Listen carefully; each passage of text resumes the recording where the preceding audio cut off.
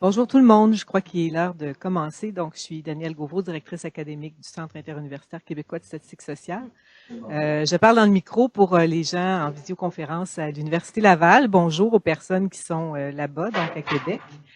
Et bienvenue à tout le monde. On lance notre série de séminaires aujourd'hui pour la saison 2013, l'année académique 2013-2014. Donc, la première présentation de cette année porte sur le cycle 25 de l'enquête sociale générale menée par Statistique Canada qui porte sur la famille.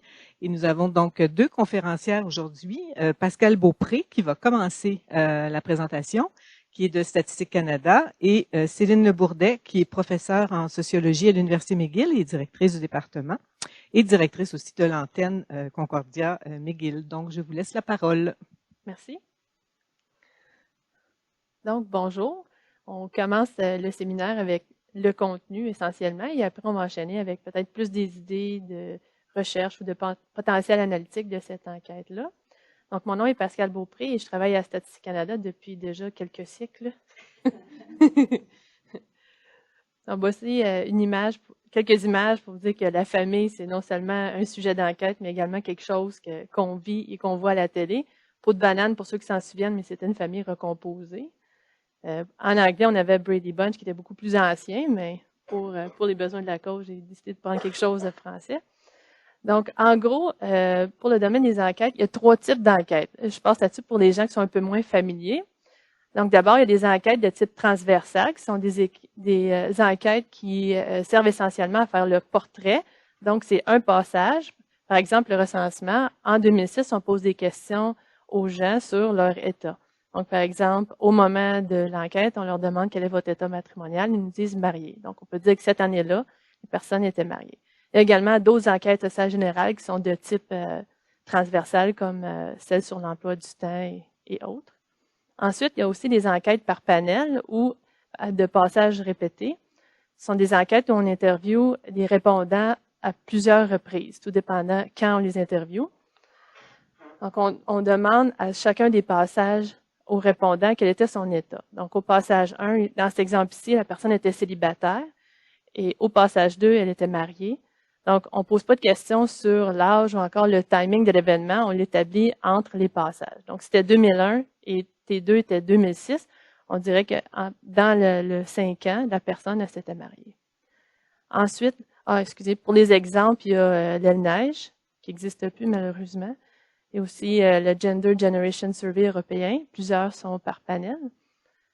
En gros, juste pour vous dire une anecdote, j'ai assisté à une présentation il y a longtemps sur l'ELNEIGE et puis c'était en anglais et puis la traduction c'était la neige. J'avais trouvé ça très drôle. Je pense qu'ils ont traduit à l'oreille. Ensuite, il y a des données de type rétrospective. Ce sont des données à passage unique. On demande au répondant une fois des questions sur des événements passés.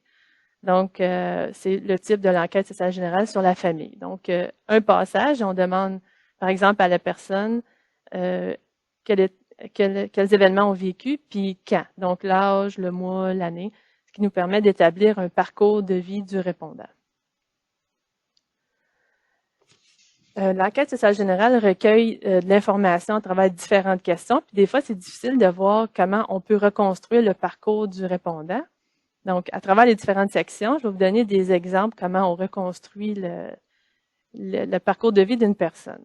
Section 2, c'est le départ du foyer parental. Donc, on demande aux répondants, par exemple, ici, il y a 40 ans au moment de l'enquête, donc en 2011, s'il est parti de la maison. S'il dit oui, on demande à quel mois, quelle année. Si c'est pas, on demande quel âge. Donc, ici, il y avait 19 ans. Ensuite, on recueille aussi des données sur l'histoire conjugale. Donc, on sait, par exemple, qu'il a vécu une union libre à l'âge de 22. Ensuite, ça n'a pas fonctionné à 25 ans, mais il s'est remarié à 32. Avec la même personne, on ne le sait pas, mais on sait qu'il s'est remarié. Ensuite, il y a également de l'information sur l'histoire féconde, les enfants nés, les enfants adoptés, ou encore les enfants d'union précédente du conjoint qui pourraient avoir intégré le ménage. Donc, par exemple, ici, on sait que le répondant a un enfant à l'âge de 34 ans. Et enfin, il y a également l'histoire socio-professionnelle. On demande des questions sur les emplois et aussi les absences. Donc, par exemple, ici, on saurait qu'il y a eu un premier travail à l'âge de 20 ans. Ce premier travail-là a pris fin à l'âge de 24 Il y a eu un second travail à 27 ans. Donc, c'est un peu comment on peut reconstruire. Là, c'est c'est assez simpliste. Là. Il y a des événements beaucoup plus complexes que ça, surtout quand on arrive avec des données manquantes. C'est plus difficile de savoir qu'est-ce qui est arrivé avant quoi. Mais il faut vraiment se fier à la mémoire du répondant, à savoir, c'est contrairement à l'enquête par panel où le temps, on n'a pas le contrôle, c'est vraiment basé sur les déclarations du répondant. Mais en règle générale, c'est quand même assez bien. Donc, le cycle 25, c'est le cinquième cycle consacré à des données sur la famille. Il y a eu d'autres cycles avant, qui a commencé en 1990 jusqu'en 2006. Donc, environ aux 5 ans, il y a une enquête sur la famille. Les premiers cycles, il y avait environ 14 000 répondants. Ensuite, on a diminué à 11 000. Et ensuite, c'est retombé à une population visée de 25 000. Donc, ça a beaucoup augmenté, ce qui nous permet de faire beaucoup plus de trucs avec des populations plus restreintes. C'est simplement une question de programme puis de budget. C'est ce qui fait en sorte qu'on peut se permettre plus de répondants. Il y a beaucoup de contenu qui est similaire d'un cycle à l'autre, qui nous permet de faire des comparaisons historiques pour plusieurs sections de l'enquête. Il y a également des nouvelles sections qui rentrent, qui sortent. Tout dépend c'est quoi les sujets émergents ou ce que les clients vont considérer comme prioritaire. Il y a également le cycle 0, mais ça, on pourra en reparler si jamais vous avez des questions. Là, une première enquête de la famille qui a eu lieu en 1984. À Statistique Canada, un certain nombre de programmes qui recueillent de près ou de loin des données sur la famille ont été annulés ou n'existent plus. Je pense à l'Aile-Neige, non la neige, l'Aile-Neige. Le recensement Formula B et aussi certains programmes de l'État civil. C'est pas que les besoins sur la famille ont diminué, au contraire, ils augmentent. Puis ça, on voit ça à l'enquête sociale générale au nombre de requêtes qu'on peut y avoir. Donc, de plus en plus, les gens ont tendance à faire des comparaisons entre le recensement et l'enquête sociale générale. C'est correct de le faire, mais dans la mesure où il faut être prudent parce que les concepts sont souvent différents. Puis, il y a d'autres différences aussi entre les deux sources. Donc, mais ça se fait. Oups, j'ai pas payé sur la bonne chose. OK, l'information plus spécifique à l'enquête sociale générale, ça s'appelle plan d'échantillonnage, mais c'est plus que ça. Donc, la taille visée, c'est 25 000 répondants. Tout dépendant du taux de réponse, on va s'éloigner ou se rapprocher de notre cible. Ce sont des interviews par téléphone, toujours à méthode de composition aléatoire pour le cycle 25, puisque les nouveaux cycles, c'est un peu différent. C'est une nouvelle base de données, mais pour celle-là, c'est la méthode de composition aléatoire. Et on visait les ménages privés dans les 10 provinces canadiennes. Donc, malheureusement, les territoires du Nord ne font pas partie de l'enquête sociale générale sur les familles. Mais pour victimisation, oui. La durée des entrevues est environ 45 minutes. Ça peut être plus ou moins ça, tout dépend de la situation du répondant. Donc, un répondant qui n'a pas d'enfant, pas d'union, ça peut être environ 10 minutes, mais un répondant qui a vécu plusieurs événements familiaux, ça peut aller jusqu'à 1 heure. Et le taux de réponse est d'environ 66 %. C'est très bon à comparer d'autres enquêtes qu'on a vues sur le terrain. Donc, quand j'ai dit tantôt qu'il y avait du contenu qui restait, du contenu qui malheureusement on devait écarter, il y a des décisions qui sont prises à chaque fois qu'on établit un nouveau cycle. D'abord, ça commence avec des consultations. Donc, on invite différents partenaires de Statistique Canada de participer à des consultations pour nous dire qu'est-ce qu'ils ont apprécié du cycle précédent ou qu'est-ce qu'ils aimeraient voir ajouté. Genre, comme je disais, des nouveaux sujets, des sujets émergents. Ces consultations se font essentiellement avec différents ministères qui s'intéressent aux données sur la famille, mais aussi à des chercheurs. Puis ça, c'est spécifique au cycle 25 où il y a énormément de chercheurs impliqués et sur lesquels on s'appuie beaucoup pour rendre le cycle le plus pertinent possible. Ensuite, il y a différentes séries d'essais. Donc, quand on a déterminé le nouveau contenu, on part en essai qualitatif, c'est-à-dire qu'on va tester les nouvelles questions dans une salle avec des vrais répondants, mais également derrière un miroir où on observe également les réactions des répondants aux questions. Et enfin, quand tout se passe, on fait un test pilote d'environ 2 semaines avec un échantillon restreint et on teste le tout. On regarde essentiellement le nouveau contenu, mais aussi comment ça s'enchaîne dans l'ensemble des autres questions qui sont restées. On regarde le temps que ça prend parce qu'il ne faut pas exagérer. Les questions ont tendance à être longues, puis 45 minutes au téléphone, on s'entend que ça ne fait pas toujours plaisir. Et pourquoi on garde d'autres contenus? Mais pour la comparabilité historique, je dirais c'est l'argument principal de garder une question là. Donc, quand elle est bien faite, elle fonctionne bien, on est bien content de la voir revenir pour justement mettre à jour la tendance. Aussi, il y a des normes. C'est quelque chose qu'on a plus ou moins le contrôle. Il y a une division des normes qui décide parfois que la question doit être un peu modifiée, mais pour cette enquête-là, c'est surtout les caractéristiques sociodémographiques, je pense, qui ont été touchées. Les requêtes de clients, on voit parfois que les gens demandent un type d'enquête. Ils voient que leur enquête est annulée, donc ils font des requêtes. On se dit, bon, on va mettre à jour cette section-là si on voit que les gens en demandent. Et aussi l'expérience. Souvent, les gens nous proposent des choses, puis on le sait en partant que ça ne peut pas fonctionner. Soit que le langage est trop complexe ou, par exemple, ça touche un phénomène un peu trop restreint pour que ça fasse partie d'une enquête. Donc, c'est des trucs que malheureusement on doit refuser, mais c'est juste basé sur notre expérience. Donc, le questionnaire maintenant, il se compose de 16 sections, dont la plupart, je dis, reviennent et d'autres se sont ajoutées, puis d'autres ont quitté. Je vais surtout me concentrer sur ce qu'il y a là aujourd'hui. Si vous avez des questions sur le contenu qui n'est plus là, n'hésitez pas à me poser des questions. Je vais passer en revue à peu près une section à la fois pour dire un peu ce que ça contient, puis le type d'analyse qui pourrait peut-être être fait avec ça. Céline va présenter d'autres types d'analyses qui peuvent être faites avec différentes sections. Donc, quand j'en parle pas, c'est parce que ça va être fait un peu plus tard. Donc, section 1 sur les origines familiales. Ça, c'est une section qui est là depuis très longtemps. On pose des questions essentiellement sur la situation des parents du répondant quand il était plus jeune, 15 ans ou moins. Il y a éducation des parents, pays de naissance, ce genre de trucs. Ça permet, entre autres, de voir la transmission intergénérationnelle d'un comportement familial. Ensuite, section 2, départ du foyer parental. On recueille le premier et le dernier retour.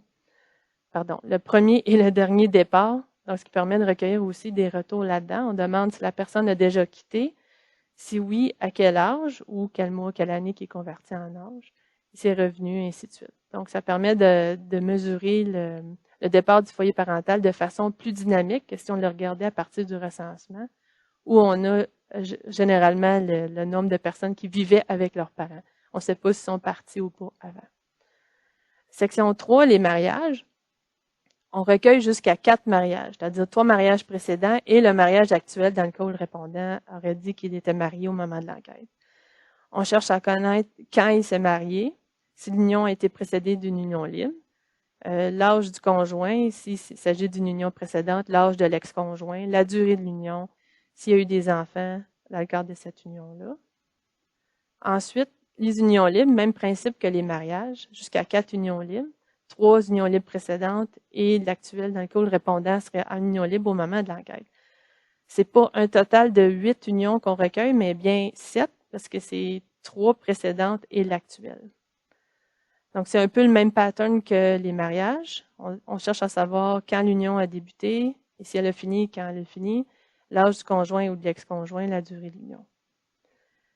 Section 5, les intentions et les raisons de former une union.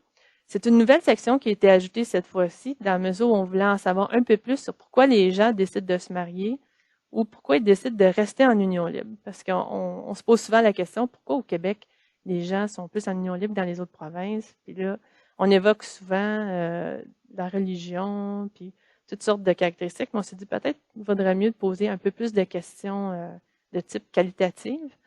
C'est très intéressant. Je ne sais pas s'il y a des gens qui se sont donnés au sujet, mais je suis bien curieuse de voir les résultats. Enfin, des couples vivant chacun chez soi. C'est une série de questions qui étaient là avant, cycle 10, cycle 15, qui est revenue, mais dans sa section à elle toute seule. Parce qu'avant, c'était dans la section sur les unions, soit section 3, soit section 4 sur les unions libres. On cherche à savoir un peu pourquoi les gens ne vivent pas ensemble et aussi quand l'union a commencé et s'ils ont l'intention de vivre ensemble. Enfin, les enfants, on cherche à savoir le nombre d'enfants, les caractéristiques de ces enfants-là. Le mode de garde, ça c'est un peu nouveau. Avant, on a toujours posé des questions sur le mode de garde, mais cette fois-ci, on le pose pour chacun des enfants. Donc, à chaque fois que la personne dit « oui, j'ai 3 enfants », l'application va ouvrir 3 espaces pour recueillir de l'information pour les 3 enfants.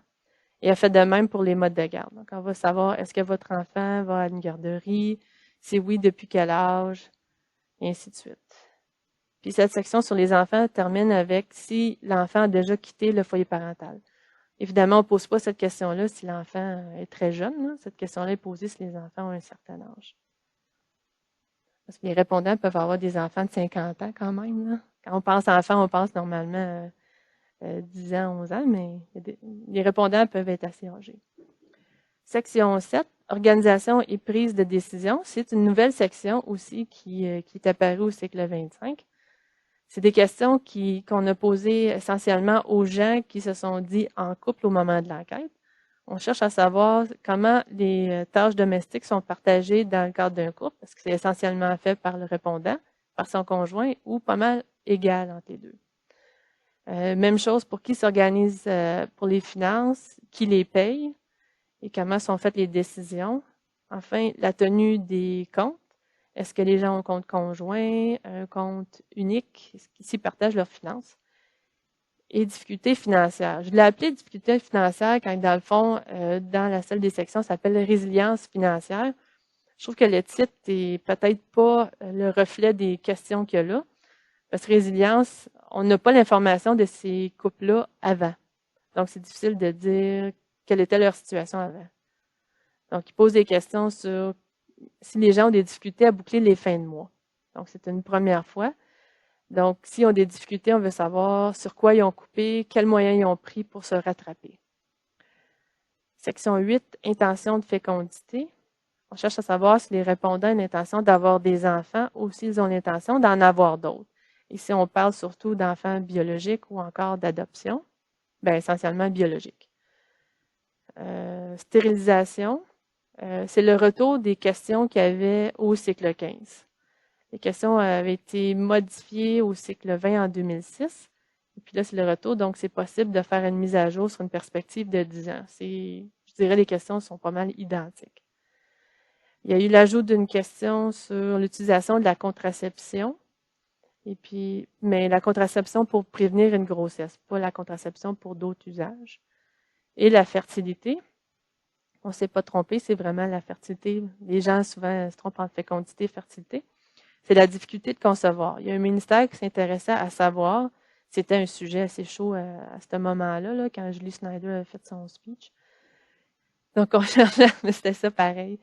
Le ministère s'appelait Procréation Assistée Canada. Je pense qu'il n'existe plus malheureusement aujourd'hui, mais on cherchait à savoir si les couples avaient déjà eu de la difficulté à concevoir un enfant, s'ils avaient eu de l'aide d'un médecin ou d'autres consultants.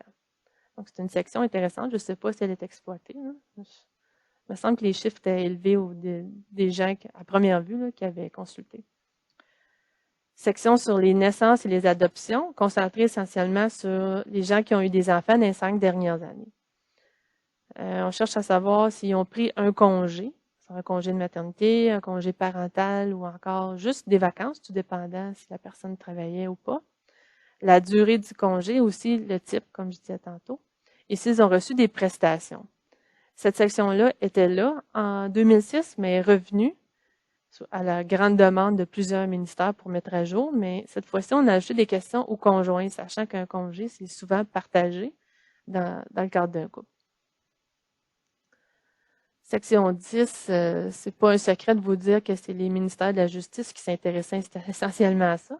Donc, c'est la garde des enfants et le soutien financier suite à une séparation et un divorce. Au cycle 20, on se concentrait surtout sur les couples qui avaient vécu une rupture d'union dans les 5 dernières années. Et puis, c'était difficile de pouvoir faire des analyses avec cette section-là parce qu'il n'y avait pas beaucoup de couples. En fait, on descend dans les effectifs assez vite à mesure qu'on croise l'information, qu'on ajoute des variables. Donc, pour cette fois-ci, on a décidé d'élargir la population cible aux 20 dernières années. Donc, s'ils veulent faire des comparaisons, c'est toujours possible. Mais cette fois-ci, il y a un peu plus de possibilités du point de vue statistique. Donc, on pose des questions sur la résidence principale des enfants, si on peut appeler la garde physique, le temps passé avec les enfants, les décisions importantes, comment elles sont prises concernant la religion, l'éducation, le soutien financier avec l'ex-époux, mais aussi envers l'enfant surtout. Et s'il y a des ententes avec l'ex-conjoint, est-ce que c'est avec un juge ou est-ce que c'est à l'amiable? C'est un peu le genre d'information auquel il s'intéresse. Section 11 et 12, les activités principales et scolarité. On pose des questions autant aux répondants qu'aux conjoints, s'il y en avait un au moment de l'enquête. Donc, on cherche à savoir si le répondant travaillait, s'il était aux études ou s'il était à la maison. Même chose pour le conjoint. Section 13, l'histoire professionnelle. Une section qui a donné beaucoup de maux de tête aux intervieweurs, beaucoup de mal à suivre. C'est la façon dont une période de travail est définie qui fait en sorte que les intervieweurs avaient de la difficulté à suivre, mais aussi c'est vers la fin. Donc, on sent une certaine fatigue de la part des répondants souvent, là, parce que rendu là, ça fait peut-être une demi-heure qu'on est au téléphone, là, quand on a vécu les autres événements. Donc, on sait si le répondant jusqu'à 5 épisodes professionnels. Donc, on cherche à savoir quand a eu lieu le premier emploi, si on veut, au premier épisode de travail, et s'il y a eu des absences, que ce soit pour des absences de 3 mois minimum. Est-ce que c'était des vacances? Est-ce que c'était un congé de maternité? Une absence pour un accident de travail? Ce genre de trucs. Quelle était la durée, la raison? Aussi, on cherche à savoir si c'était du temps plein, temps partiel, et si la personne a changé d'emploi, est-ce que c'était toujours du temps plein, temps partiel? Bref, ça permet de voir l'histoire professionnelle d'un point de vue dynamique. Section 14, le bien-être, c'est une question qui est de plus en plus populaire dans toutes les enquêtes, à savoir si les gens sont satisfaits de leur vie, s'ils sont heureux. C'est un peu une question qui est dans toutes les enquêtes sociales générales maintenant. Section 15, caractéristiques du logement. Est-ce que la personne était dans une maison unifamiliale? Est-ce qu'elle était dans une roulotte? Il y a plein de catégories. Quand on regarde les autres précis de ces questions-là, c'est bien intéressant. On trouve des trucs qui peuvent être le fun qu'on n'avait pas pensé, là. Section 16, autres caractéristiques. Ça, c'est des questions qui se retrouvent dans pas mal toutes les enquêtes sociales générales, mais qui sont assez gérées par les normes. Donc, c'est des questions qui sont similaires dans les autres enquêtes sociales à Statistique Canada. Pour le répondant, je cherche à savoir le lieu de naissance, l'identité autochtone, l'appartenance à une minorité visible. Identité autochtone n'est pas demandée 2 fois, désolé. Religion, langue et revenus. De plus en plus, on tente de faire un jumelage de données. Donc, ça va être de plus en plus commun que le revenu soit plus posé dans des questionnaires, mais bien qu'il soit jumelé avec les données des impôts. Parce qu'on se rend compte que c'est une question pour laquelle il y a beaucoup de refus, mais de données manquantes, mais il ne faut pas se cacher qu'elle est à la fin aussi. Donc, les gens sont un peu tannés rendus là, je les comprends. Et pour le conjoint, on recueille un peu moins d'informations, mais quand même, il y a lieu de naissance, identité autochtone, appartenance à une minorité visible. Je ne sais pas pourquoi j'ai mis l'identité autochtone 2 fois. Là. Pour moi, je trouvais ça important, puis je ne m'en rappelais pas. C'est intéressant, ces variables-là, parce que ça sert essentiellement de variables indépendantes pour plusieurs de nos études. Appartenance à minorité visible, ça peut servir à regarder les couples mixtes, par exemple. Et enfin, l'accès aux données. Il y a d'abord le fichier analytique qui a été diffusé en juillet l'année passée.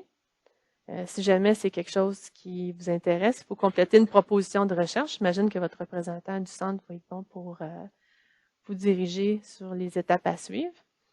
Normalement, ça serait à nos bureaux, on regarde vos propositions, puis si vous avez suffisamment d'arguments pour nous dire que vous avez absolument besoin du fichier analytique, il n'y a pas de problème, l'accès est approuvé. Il y a également une série de tableaux qui a été diffusée en octobre l'année passée. Une série de 19 tableaux qui démontrent un peu des données de base sur les différentes sections. Pourquoi 19, pas 20, je ne sais pas. Ça a donné de même, c'était 19. Fichier de microdonnées à grande diffusion, le PUMP pour le langage ceux qui s'y connaissent, a été diffusé au mois d'avril cette année. C'est gratuit pour ceux et celles qui veulent travailler avec. Il faut faire une demande auprès de notre service à la clientèle. Il faut remplir un type de licence, là, mais juste pour dire, je pense que c'est juste pour s'assurer que les données sont utilisées correctement. Et la division peut également faire des tableaux spécialisés. Si jamais vous avez des requêtes précises, vous voulez juste un tableau croisé sur différents sujets, ça aussi, la division peut vous le faire. Parfois, il y a des frais, mais des fois, il y a des moyens de l'avoir pour à moindre frais. Tout dépend qui en fait la demande. Et c'est la fin, en espérant vous compter parmi nos utilisateurs. Merci. Avez-vous des questions?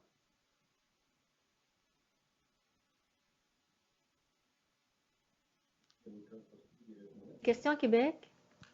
On s'est rendu compte récemment que ça n'avait pas été inclus dans le fichier analytique. Auparavant, ça faisait partie du contenu. Puis les procédures d'enquête ont décidé que c'était quelque chose de nature plus méthodologique, donc ils l'ont mis dans l'entrée. Et pour cette raison-là, nous, on gère le contenu. Il n'a pas été inclus au fichier analytique. C'est en discussion et je pense que n'importe qui en fait la demande, on envoie les codes postaux séparément, mais je pense qu'il va y avoir une mise à jour et ça va être ajouté au cycle 25 et 26. Et assurément, ça va faire partie du fichier analytique de 27. Pascal, est-ce que vous pourriez répéter la question quand vous donnez la réponse parce qu'on n'entend pas la question à Québec? Excusez. On va faire circuler le micro. Je pense qu'il y avait une question à Québec. Oui, on avait des questions concernant tantôt le revenu. On a parlé du revenu au niveau des comptes. Est-ce que c'est la formule opting-in ou opting-out que vous avez utilisée pour le cycle 25? La formule quoi, pardon? C'est-à-dire, est-ce que les gens, ils sont de facto, on les jumelle avec les données administratives, puis ils doivent refuser, ou c'est le contraire, on leur demande? Ça, c'est pour les cycles en cours. Pour le cycle 25, on a recueilli le revenu de façon traditionnelle. On leur posait directement la question. Mais c'est le revenu du ménage qui est pris en considération? Personnel et ménage. OK. Avec les fichiers des impôts, comme vous dites, il y aurait la possibilité de peut-être créer un revenu familial. Je ne sais pas si ça intéresse les gens. Là. Parce que revenu du ménage, des fois, ça ne veut pas dire grand-chose quand on parle de ménage avec 3 colocs. Là. Non, c'est ça. Du coloc. Mais oui, avec les fichiers des impôts, c'est le T1 et le T4. Et puis, le taux de jumelage est assez bon, je dirais, au-delà de 80%. C'est un simple énoncé à la fin de l'enquête qu'on dit aux répondants qu'on vise faire un jumelage. Puis si le répondant ne dit pas « non, ça ne m'intéresse pas », s'il dit « oui, ça passe, ça finit là », on fait le jumelage, mais avec les plus récents fichiers d'impôt qu'on peut avoir. Par exemple, pour le cycle 27 qui est en cours de collecte, les fichiers d'impôt, on devrait les recevoir de l'année précédente, 2012. On devrait les recevoir à la mi-janvier. Et à ce moment-là, on pourrait faire le jumelage pour le fichier qui va être diffusé en 2014.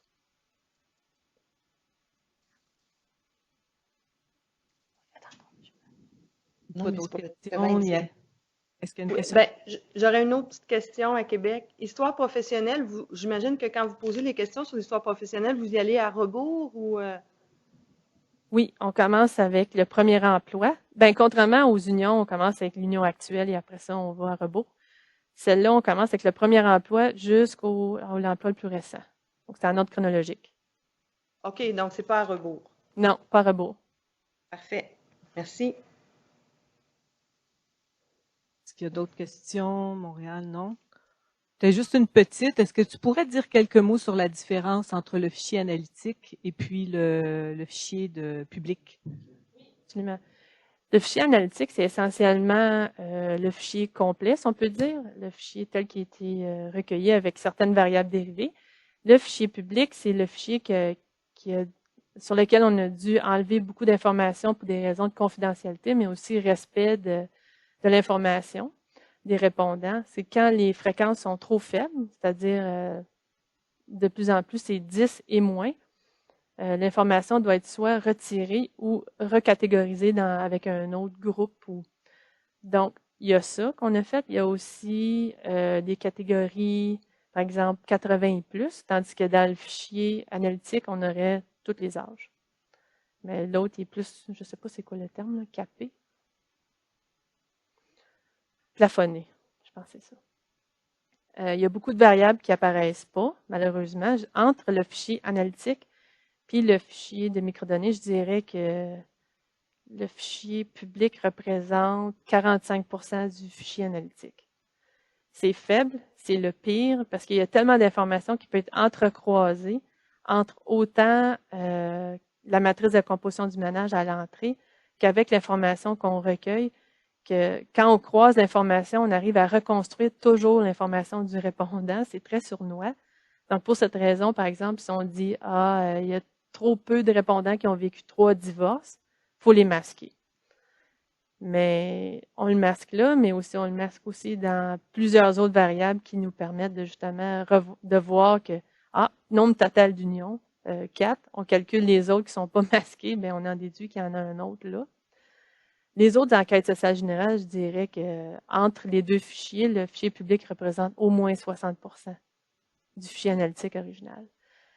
Pour les enquêtes, l'enquête famille, on a mois, année et âge. Puis je pense que le fichier public, il y a juste l'âge. Hein?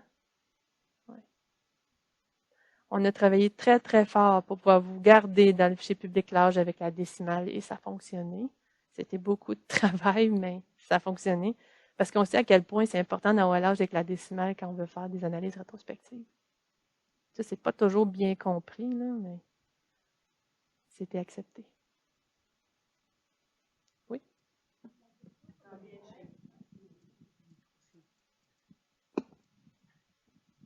Je voulais savoir la section sur le bien-être. Est-ce que c'est une question ou plus qu'une question? Je pense qu'il y en a deux. La première, c'est quel est votre sentiment à l'égard de votre vie en général? Je pense que c'est une échelle de 1 à 10, hein, de pas très bien jusqu'à excellent. Il y en a une autre, je pense, sur la santé, l'auto-évaluation de la santé. Mais je pourrais vous revenir là-dessus si jamais il y en a d'autres.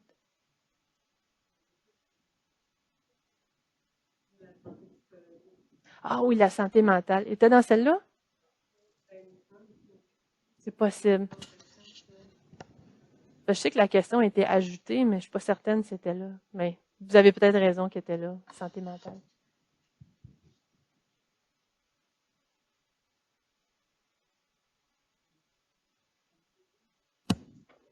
On pourrait avoir juste un petit complément d'information pour le fichier analytique par rapport au FMGD. La matrice de composition du ménage, est-ce qu'on l'a dans le fichier analytique? Les informations recueillies au moment de la composition du ménage, est-ce qu'elles sont dans le fichier analytique? Pas toutes, malheureusement. Dans le fichier analytique, il y a toute l'information qui se rapporte aux répondants. Il y en a une bonne partie qui est là. Mais ce qui concerne les autres personnes dans le ménage, non. OK. Merci. Merci. On a une oreille devant la bouche.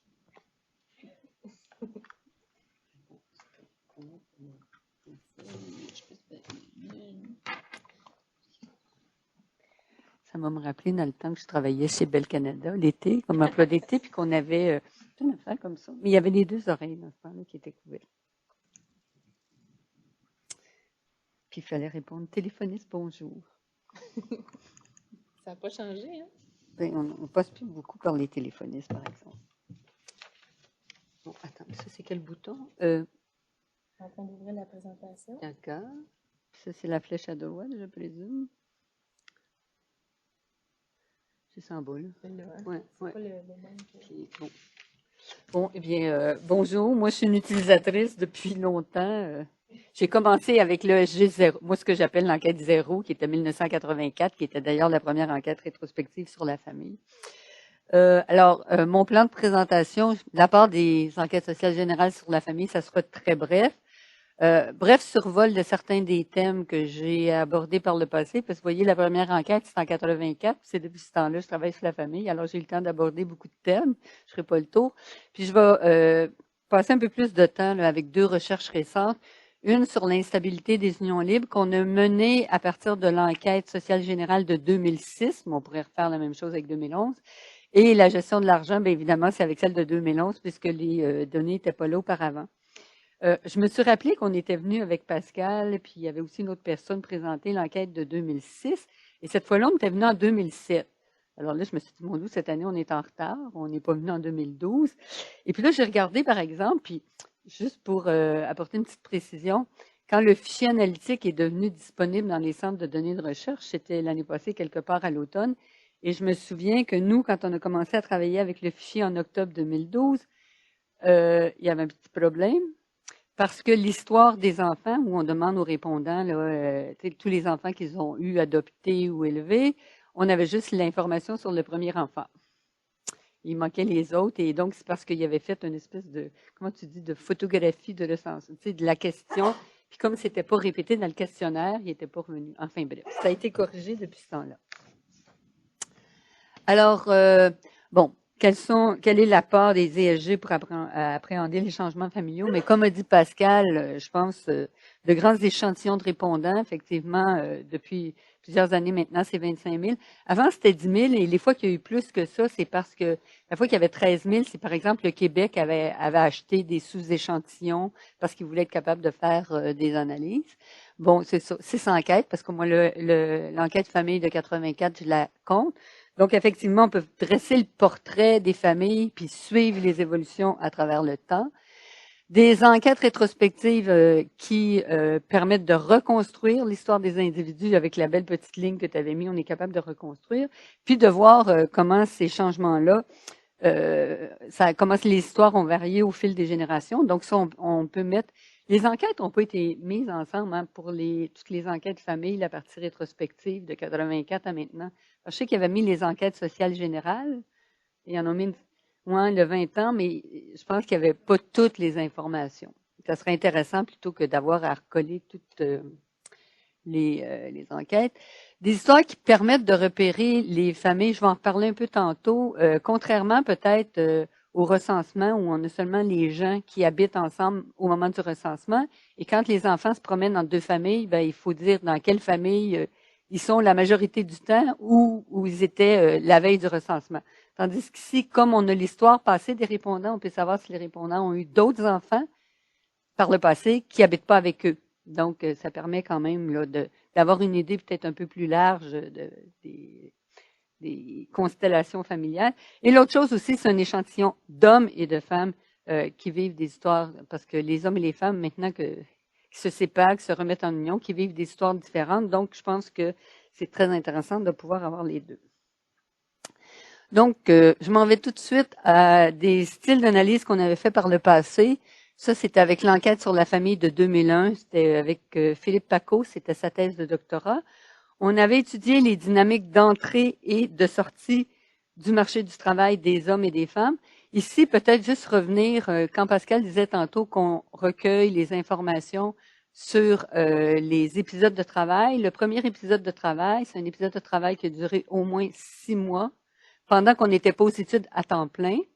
Et les interruptions, dans ce cas-ci, c'était des interruptions qui avaient duré pour une période minimale de 3 mois. Mais il faut voir que ça a changé au fil des enquêtes. En 1984, par exemple, l'interruption, c'était 12 mois. Après, dans d'autres enquêtes, on est passé à 6 mois et maintenant 3 mois. Et on avait fait aussi une étude à ce moment-là juste pour les femmes des liens entre mariage, maternité et emploi. Donc, peut-être dire que ce qu'on avait trouvé, évidemment, ce qu'on avait montré, c'est que les dynamiques d'entrée et de sortie du marché du travail des femmes et des hommes avaient changé au fil du temps.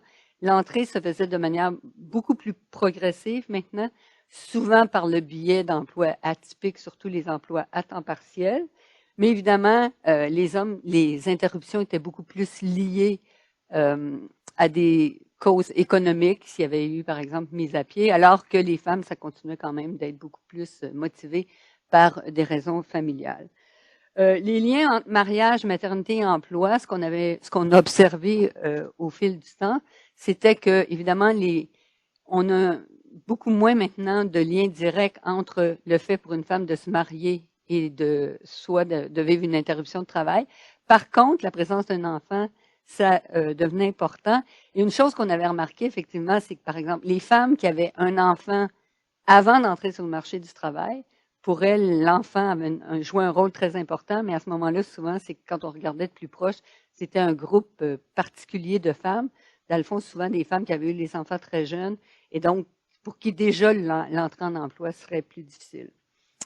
Peut-être des avenues de recherche, je me disais qu'il serait intéressant parce que, surtout avec la nouvelle section dont on a parlé tantôt, là, les gens qui ont eu des enfants au cours des 5 dernières années, où on a beaucoup d'informations très précises sur les congés de maternité, les congés parentaux. Il me semble que ça serait très intéressant de pouvoir faire une comparaison Québec versus les autres provinces, surtout étant donné qu'au Québec, bon, on a les garderies à 7 $ depuis longtemps, mais depuis 2006, on a un programme là, de congés parentaux qui est beaucoup plus généreux puis qui a une portion qui est réservée pour les hommes. Alors, il me semblait que ça serait intéressant peut-être de regarder. Et l'autre chose, peut-être une question que tu n'as pas précisée, c'est que pour les retours en emploi dans l'histoire professionnelle, une des choses qui a été demandée cette année, puis je pense que c'est nous qui avions poussé pour le demander, c'était non seulement, parce qu'on sait quand les gens interrompent leur emploi, au moment du départ, quand on quitte l'emploi, est-ce qu'on travaillait à temps plein ou temps partiel? Et quand ils reviennent sur le marché du travail, est-ce qu'ils travaillent à temps plein ou à temps partiel? Mais pour la première fois, on leur a demandé, est-ce que vous êtes revenus dans le même emploi?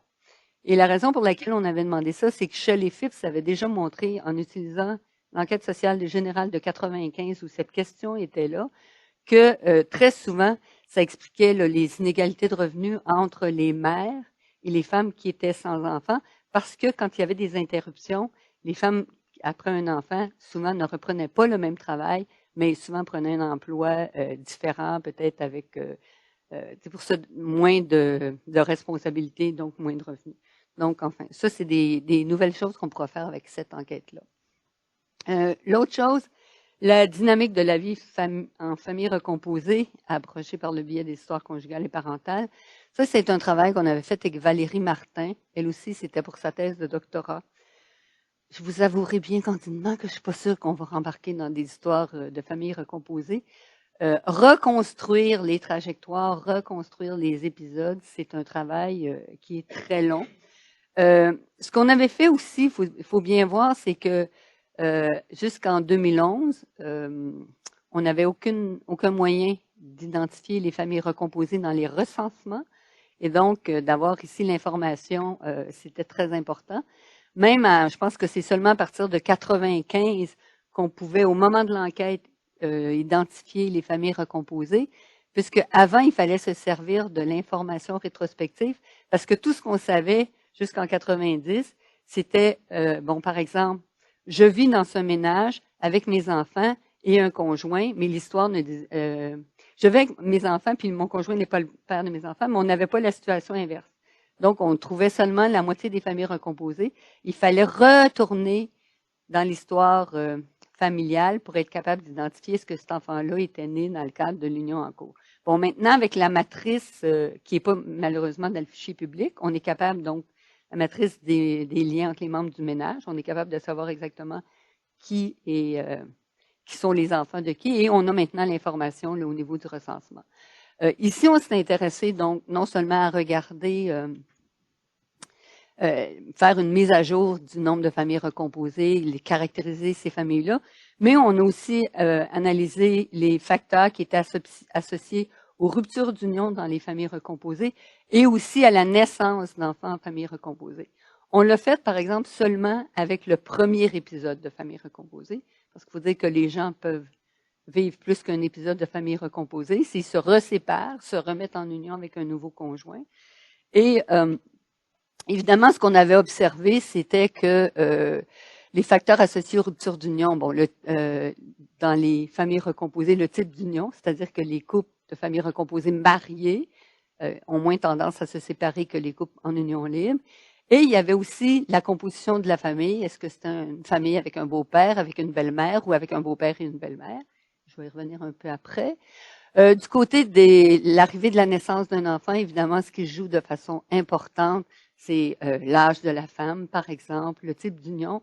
Mais on a aussi regardé, est-ce que c'était la présence d'enfants, mais dans le ménage, mais c'était les enfants de qui? Est-ce que c'était les enfants de la femme, les enfants de l'homme? Et ce qu'on a trouvé, ce qui joue de façon plus importante, c'est les enfants de la présence que la femme ait déjà des enfants. Donc, le fait qu'elle ait déjà des enfants, souvent, on va en avoir moins. Mais ça joue de façon différente chez les hommes et chez les femmes. Mais probablement aussi parce que on n'a pas toujours le même type d'échantillon. Je vais y venir ici, dans ce point-ci. Parce que, suite à ça, c'est des recherches qu'on n'avait pas imaginées en premier, qu'on a fait. Donc, c'est deux articles ici qui ont été publiés. Un, ça a été une réflexion sur les limites de la définition statistique des familles fondée sur la corésidence. C'est que maintenant, toute l'approche de Statistique Canada, par exemple, au recensement, c'est basé sur cette idée que la famille est comprise dans le ménage. Mais à partir du moment où on a des couples qui se séparent, des enfants qui se promènent en deux ménages, c'est maintenant la famille qui englobe des ménages, au fond. Et donc, nous, ce qu'on a essayé de regarder de façon un peu plus précise, c'était de voir non seulement combien il y a de familles sur le plan résidentiel, des familles recomposées, monoparentales ou dites intactes, donc ne comprenant que des enfants du couple, mais de voir le nombre de ménages qui étaient associés à une vie familiale. Par exemple, si le père séparé habite seul, il va être considéré comme une personne hors famille. Or, peut-être qu'il accueille des enfants, ses enfants aux 2 semaines, qu'il les voit. Donc, on a essayé de voir combien de ménages. Évidemment, ce faisant, ça grossit le nombre de ménages qui sont associés à une vie en famille monoparentale ou en famille recomposée. Et inversement, ce que ça faisait tout d'un coup diminuer, c'était la proportion de familles dites intactes. Parce que, par exemple, si un homme qui est séparé d'une femme qui avait des conjoints se remet en union avec une nouvelle conjointe, a des enfants avec elle, mais ses enfants de l'union précédente habitent surtout avec leur mère, ben lui comptait comme une famille intacte. Or, on sait que c'est à ce moment-là, donc, il y a des besoins différents. On a poussé aussi à se demander, bon, s'il fallait pas exclure tous ces gens qui habitent pas dans le ménage, est-ce que d'un autre côté, il faut tous les compter comme faisant partie de la famille? Donc, on a poursuivi une recherche et on avait regardé, à partir des informations que tu avais dit tantôt, là, sur les contacts avec les enfants séparés, qui a la garde, avec qui l'enfant habite, est-ce que l'enfant voit son parent non résident, à quelle fréquence, est-ce qu'il y a un soutien financier qui est payé. Donc, on a regardé et on s'est rendu compte que bon, c'était comme on a des réponses qui viennent, soit que la mère répond au sujet du parent non résident ou que cette fois-ci, la mère, elle, est la parent non résident. Donc, à un moment donné, ça devient complexe. Mais en tout cas, ça a été très intéressant comme travail. L'autre chose aussi qu'on a fait en bas, parce que ça nous avait, on était restés très perplexes. J'ai dit tantôt que les enquêtes permettaient d'étudier les hommes et les femmes. Et là, tout d'un coup, quand on s'est mis à analyser les facteurs qui étaient associés aux ruptures d'union, tout d'un coup, on a trouvé, alors que dans la littérature passée, on avait toujours trouvé que les familles dites avec belle-mère, donc les familles comprenant un homme qui habite avec ses enfants et une nouvelle conjointe, c'était les familles les plus stables. Alors que d'un autre côté, toute la littérature psychosociale disait que ce sont les belles-mères qui ont le plus de problèmes dans les familles en famille recomposée. Et là, quand on s'est mis à analyser selon que c'était les hommes qui étaient des répondants ou selon que c'était des femmes qui étaient des répondantes, oups, on a trouvé le contraire. C'est-à-dire que quand les femmes répondaient, c'était les familles avec belle-mère les plus stables. Quand les hommes répondaient, c'était les familles avec beau-père les plus stables. On s'est demandé que se passe-t-il. Et on s'est rendu compte qu'en partie, bon, il y a un effet de sélection, c'est toujours plus difficile de rejoindre les hommes pères séparés d'une part, mais aussi d'autre part, c'est lié beaucoup, et je pense que ça a été fait avec l'enquête de 2001, mais trop tard pour qu'on demande de corriger l'enquête de 2011. Mais un des gros problèmes, c'est qu'on demande bon, combien d'enfants vous avez eu, des enfants que vous avez adoptés, à quel âge, etc. Mais on vous demande aussi combien d'enfants vous avez, les enfants d'un conjoint que vous avez élevés. Donc, supposons que je me mets en union avec un conjoint qui a des enfants, j'habite avec lui pendant 1 an, vous m'interrogez 5 ans plus tard, vous me demandez est-ce que j'ai élevé ces enfants? Non. Ou si ces enfants à lui venaient une fin de semaine sur 2, je ne me suis pas sentie impliquée. De la même façon, les femmes belles-mères qui vous répondent qu'elles ont élevé les enfants d'un conjoint, c'est que ça a duré une certaine période. Donc, et par contre, donc quand c'est le beau-parent, quand le répondant joue un rôle de beau-parent, il était nécessairement impliqué. Par contre, quand moi je rapporte des épisodes en famille recomposée que j'ai eus avec un conjoint, on ne demande pas à mon conjoint est-ce qu'il a joué un rôle actif. La seule présence dans ma vie va faire qu'il compte comme un répondant. Donc, en tout cas, ça nous a fait nous réfléchir beaucoup et je pense qu'il va falloir revoir avec Statistique Canada peut-être un peu plus les façons d'aborder puisqu'on n'a pas du tout le même portrait selon que le répondant est un parent biologique ou un beau-parent. Enfin, d'autres recherches à faire pour creuser un peu plus. Garde des enfants, soutien financier. J'avais fait des travaux avec l'enquête de 95, celle de 2001 avec Ada Juby, plus tard avec Liam Swiss. La question, c'est de savoir est-ce que les enfants gardent contact avec les pères gardent contact avec leurs enfants après la séparation. Est-ce que les pères sont satisfaits des modalités de prise en charge? Donc, ça a été, on a fait plusieurs recherches là-dessus. C'était souvent financé d'ailleurs, comme tu dis, par le ministère de la Justice, qui était très intéressé de voir comment on peut favoriser les contacts. Évidemment, ce qu'on trouvait, c'est que ces fonctions, en grande partie de l'âge de l'enfant à la séparation, ça va souvent influencer le fait que le père va avoir ou non la garde de ses enfants. Quand c'est des bébés, c'est beaucoup plus difficile. Et puis l'autre chose, c'est une fois que le père n'a pas la garde des enfants, ben évidemment, c'est la durée depuis la séparation, puisque souvent les contacts tendent à s'étioler avec le temps. Là, il y a des nouvelles questions et je pense que sont très importantes parce que peut-être que Pascal n'est pas entré dans le détail, mais dans ces questions, on a demandé beaucoup comment la façon dont les questions, par exemple, de garde, comment ça s'est passé. Est-ce que vous avez une entente avec votre conjoint? Est-ce que c'est une entente qui a été intervenue par la Cour ou non? Pourquoi vous avez tel genre d'entente ou pas? Comment ça se passe? On en a des questions aussi. Comment ça se passe entre les deux conjoints? Et la raison pour laquelle je dis c'est très important, ne serait-ce que, par exemple, le gouvernement du Québec, entre autres, ce qu'on essaie de faire de plus en plus, c'est de sortir des cours, de déjudiciariser le processus entourant le divorce, la séparation autour du moment des enfants.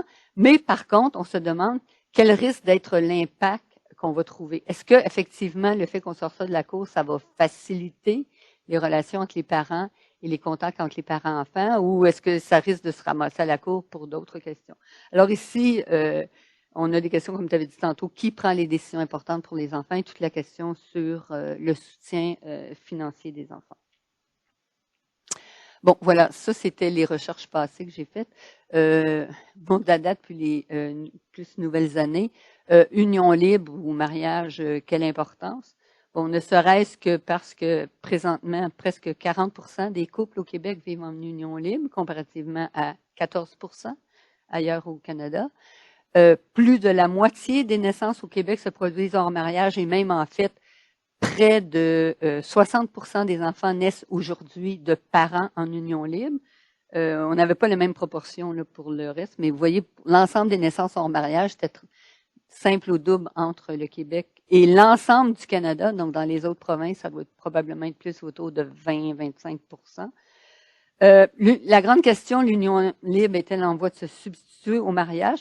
Est-ce que le fait que les couples soient ensemble depuis longtemps, ont un enfant ensemble, est-ce qu'il y a le même niveau d'engagement? Est-ce qu'il y a la même stabilité entre les couples? Est-ce qu'ils gèrent de la même façon leurs avoirs, leurs ressources financières, qui a des impacts importants au moment de la séparation? Et notons des différences entre le Québec et les autres provinces, parce que vous saurez sans doute qu'au Québec, on a un code civil, dans les autres provinces, on a un common law. Au Québec, même, bon, je pense qu'avec l'affaire Éric et Lola, les gens sont de plus en plus sensibilisés au fait que si vous êtes en couple en union libre, même si vous avez vécu 25 ans avec votre conjoint, si vous avez eu 3 enfants ensemble, si vous n'avez pas de contrat qui disent comment vous allez séparer les biens au moment de la séparation, ben c'est selon à qui sont les biens et l'entente qu'il y aura entre les conjoints. Et donc, ce sont des questions là importantes. Et présentement, le ministre de la Justice au Québec a formé un comité consultatif qui s'intéresse sur l'opportunité, y a-t-il opportunité de revoir le droit familial dans le Code civil? Et si oui, à ce moment-là, comment devrait-il être revu? Alors évidemment, c'est une interrogation importante. Vous savez probablement qu'il y avait eu la décision de la Cour suprême en janvier dernier, qui a tranché finalement. La question, c'était de savoir est-ce que Lola avait droit de demander une pension alimentaire pour elle-même, et 2, est-ce qu'elle avait droit au partage du patrimoine, des avoirs accumulés durant la relation. La Cour suprême a tranché à 5-4 en disant que probablement il y avait discrimination contre les couples en union libre par rapport aux couples mariés, mais à 5-4 que ce n'était pas anticonstitutionnel, en fonction de la Constitution qui existe actuellement au Canada, que le Québec procède de cette façon-là. Alors, donc, juste pour rappeler que toute la question de est-ce qu'il y a des différences, est-ce qu'à partir d'un certain moment donné, les couples en union libre se comportent comme les couples mariés, ça devient important. Alors, on a fait deux travaux peut-être là-dessus. Un qui est essayer de se poser la question de la signification de l'union libre, mais vu à travers la stabilité. Voir est-ce que, je sais pas moi, à partir d'une certaine durée ou à partir de l'arrivée d'un enfant, est-ce que les couples en union libre se stabilisent et deviennent, par exemple, aussi stables que les couples mariés? Quels sont les facteurs démographiques qui sont associés à ça? Et on a regardé aussi l'examen d'une typologie et d'un seuil. Ici, si on parle d'une durée, par exemple, parce qu'on voit dans beaucoup, soit des entre lois, les différentes lois sociales, entre provinces, il y a des critères différents. Par exemple, pour certains programmes, après 1 an, vous habitez avec un conjoint, vous êtes considérés comme des conjoints. D'autres endroits, c'est 2 ans, 3 ans. D'autres moments, ça va être la naissance d'un enfant. Par exemple, en Colombie-Britannique, récemment, eux ont considéré qu'après 2 ans de vie commune, vous êtes considérés comme mariés au niveau du partage des avoirs accumulés pendant l'union et aussi pour la demande d'une pension alimentaire. Alors ici, on s'était servi évidemment de l'histoire rétrospective sur les unions. Donc, Pascal avait parlé tantôt, donc on sait ce qu'il y a eu une première union, union libre, mariage, et elle s'est terminée comment. Et donc ici, on regarde, ce sont des tables d'extinction ou tables de survie. Et si on prend par exemple à gauche pour 100 000 par exemple, ou pour 100% ou pour 100 unions libres, ici on s'intéressait seulement aux unions commencées par une union libre. Après 10 ans après le début de l'union, combien subsistait comme tel? Donc, c'est la courbe bleue. Et on voit pour l'ensemble du Canada, après 10 ans, il restait 20% des unions libres comme telles. 42-43% s'étaient converties en mariage. Elles durent peut-être ou non. Elles ont pu se séparer ou on ne sait pas. Et, par exemple, 30% s'étaient séparés. Et ici, c'était les unions libres formées entre les années 1977 et 2000. Trop de soucis de comparaison avec d'autres travaux qui avaient été faits par le passé. Quand on compare Québec et ailleurs au Canada, ben là, ce qu'on voit, vous voyez très bien que les unions libres comme telles durent un peu plus longtemps au Québec. Il y en a 30% qui duraient comme telles. Par contre, il y en a beaucoup moins qu'ailleurs au Canada, la couple verte, qui se sont transformées en mariage, puisque les couples se marient plus au Québec comparativement au reste du Canada. Par contre, on ne trouvait pas tellement de différence au niveau des séparations comme telles, mais ça nous dit rien quand même sur la stabilité de l'ensemble des unions, puisque les unions libres qui se transforment en mariage peuvent aussi se séparer par la suite. Si on regarde, ça c'est seulement les premières unions, à travers les générations, les promotions, c'est-à-dire ce qu'on voit à gauche, les unions libres qui avaient été formées, par exemple, dans le milieu des années 70, au milieu des années 80, vous voyez qu'il y en avait, bon, ça ressemble un peu à ce qu'on avait vu tantôt, là, 40% qui s'étaient transformés en mariage, 30% qui s'étaient séparés, et donc il en restait un petit peu moins de 30%. Et c'est peu de changements. Par contre, vous voyez, bang, quand on est passé dans les années 90, tout d'un coup, le mariage, les unions libres se transforment beaucoup moins en mariage. C'est aussi le moment à partir duquel les couples commencent à avoir leurs enfants en union libre, ne sentent plus l'obligation de se marier. Et par contre, en même temps, de façon parallèle, ce qu'on voit, c'est une augmentation très grande de l'instabilité, probablement parce qu'on a deux extrêmes. On a des unions libres qui durent de plus en plus longtemps, mais on a de plus en plus de couples, des jeunes couples qui se mettent ensemble parce que, bon, maintenant, on n'a plus de probe sociale là-dessus, puis c'est aussi, ça coûte moins cher, pourquoi pas habiter ensemble, etc. Vous voyez, du côté canadien, on tend vers une même tendance, mais ça se fait de façon beaucoup plus graduelle, c'est-à-dire que le mariage perd progressivement son attrait, il est quand même encore beaucoup plus fréquent qu'au Québec. Et d'un autre côté aussi, les unions libres deviennent aussi plus instables. Donc après, ici je vous passerai pas les résultats, les analyses. Évidemment, il faut tenir compte de la composition. Par exemple, on sait que les couples en union libre au Québec sont plus éduqués et plus à l'aise financièrement comparativement aux couples en union libre qu'ailleurs. Donc, une fois, il faut tenir compte d'un ensemble de facteurs. On a tenu compte de l'âge au moment de l'union, durant de l'union, etc. Peut-être juste vous dire les résultats, ce qu'on a trouvé, c'est que les premières unions libres, effectivement, sont plus stables, c'est-à-dire durent plus longtemps au Québec qu'ailleurs au Canada, une fois qu'on contrôle là, pour cet ensemble de variables dont j'ai parlé. Pour l'ensemble des unions, ce qui était l'effet, au Québec, ça avait l'air beaucoup plus instable, mais c'était occulté par la popularité du mariage hors Québec, qui faisait que tout d'un coup, il avait l'air beaucoup plus stable qu'ici. Mariage versus venue de l'enfant. Une chose qui est importante, c'est qu'on a fait des analyses de Cox, donc on pouvait tenir compte du moment où l'union libre se transformait en mariage, quel est l'impact du mariage sur les risques de rupture d'union, et de la même façon, le fait que s'il y a un enfant qui arrive dans l'union, est-ce que ça diminue les risques de séparation? Et une fois qu'on avait les deux. Et ce qu'on a trouvé partout, c'est que le mariage a un effet réducteur beaucoup plus grand sur les chances de séparation que l'arrivée d'un enfant. Donc, autrement dit, ce que ça dit, c'est que le mariage, c'est beaucoup plus un engagement des conjoints l'un par rapport à l'autre, tandis que l'arrivée d'un enfant, on aurait pu penser que c'était plus important parce que l'arrivée d'un enfant, ça veut dire que pendant longtemps, vous allez avoir à subvenir aux besoins d'un enfant, mais c'est peut-être plus que les conjoints se disent oui, mais ils vont maintenir leur rôle de parents même une fois séparés. Par contre, la naissance d'un enfant est associée à un risque de séparation plus faible au Québec, probablement aussi parce que ici, il n'y a plus vraiment de gros effets de sélection, alors que dans le reste du Canada, c'est un groupe vraiment plus particulier qui décide encore d'avoir un enfant.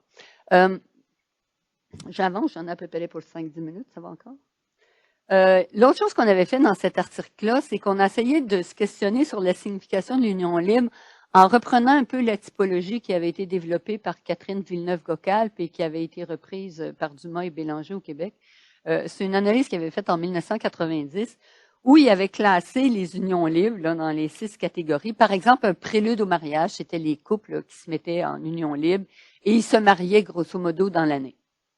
Il y avait les mariages à l'essai, cette fois-ci, c'était des couples qui prenaient vraiment le temps là, de tester la relation, donc ils étaient dans une union libre sans avoir d'enfants et ils se mariaient entre 1 an et 3 ans après la conclusion de l'union libre.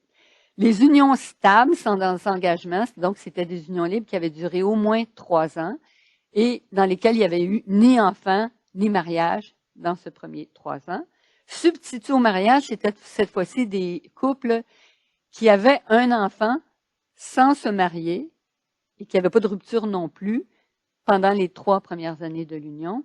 Et les unions instables, donc c'était des couples qui se séparaient sans enfant, sans mariage et qui se séparaient avant le seuil. Parce que les autres ici, par exemple, si je prends une union stable sans engagement, c'est que c'est des unions qui ont duré au moins 3 ans, mais qui peuvent se séparer le lendemain du 3 ans. Entendons-nous bien là-dessus.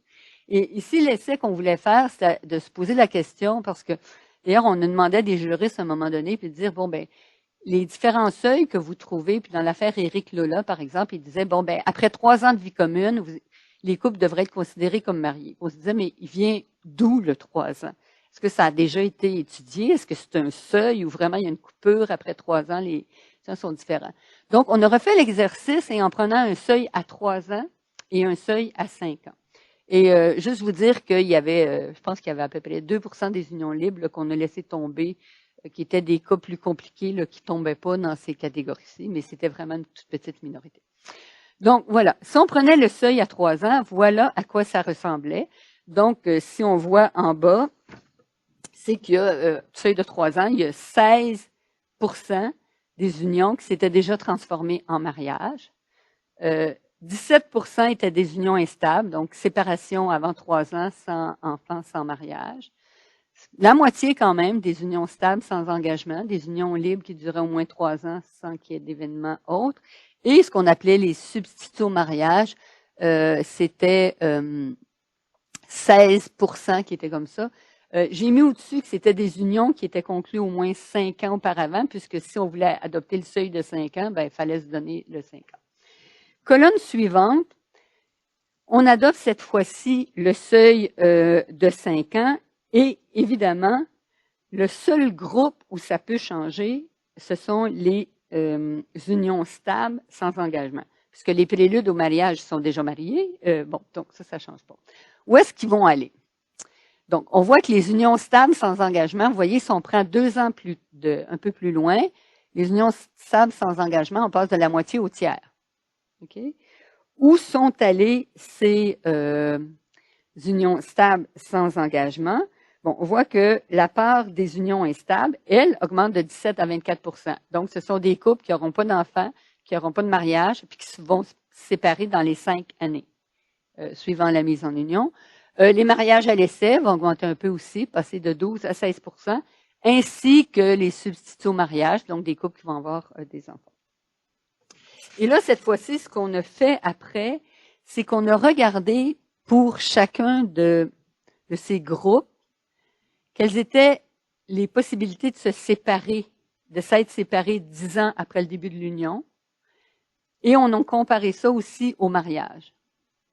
Et je vous passe, parce que j'ai pas le temps d'y aller, et juste pour vous dire que le seuil de 3 ans, ce qu'on a remarqué, c'est que c'est pas du tout une coupure claire. C'est un seuil, c'est beaucoup plus progressif.